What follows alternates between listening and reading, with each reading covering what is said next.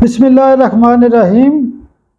Saim homeopathic infertility clinic, Islamabad expressway, Khannapur और पिंडी से आपकी खिदमत में हाज़िर हूँ। आज का जो हमारा टॉपिक है वो है सीक्रेटिव।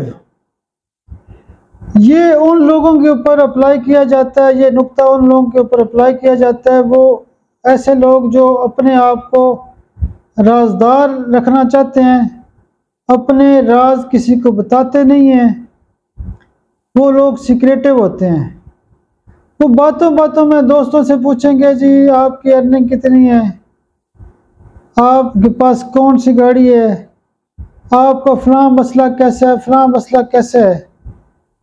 तो जब उनसे कोई दूसरा बंदा सवाल करता है तो वो सही बात नहीं बताते, अपने मामलात को छुपाते हैं, अपने राज दूसरों को नहीं बताना चाहते। वो दिल के अंदर ये समझते हैं कि मैं किसी को अपनी चीज़ें नहीं बताऊंगा। उसके मुख्तलिफ किस्म के मकासद होते हैं, या उस बंदे की जहन की कैफियत है कि वो अपने आप को सीक्रेटिव समझता है। ऐसे जो लोग होते हैं ना, उनकी ख़ास दवाई होती है थूजा। जब हम बातों बातों में बीमारी के दौरान केस चेकिंग करते हैं, या घर वाले कहते हैं कि डॉक्टर साहब ये तो बड़ा सीक्रेटिव है, ये तो किसी से बात भी नहीं करता।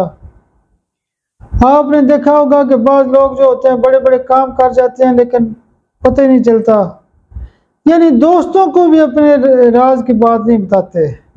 हालांकि आमतौर पर यह होता है कि चलो जनरल पब्लिक से या जनरल लोगों से बात चीज़ें बंदा छुपा भी लेता है, लेकिन कई लोग ऐसे होते हैं कि इतने वो सीक्रेटिव होते हैं कि बिल्कुल अपनी बात की हवा भी नहीं लगने देते। उनका जो मिजाज होता है उसकी ख़ास दवाई जो होती है थूजा होती है। थूजा सीएम की एक डोज दी जाती है ऐसे लोगों को, या थूजा 200 की एक खुराक रोज़ाना दे सकते हैं, या 30 पावर में सुबह दोपहर शाम देते हैं।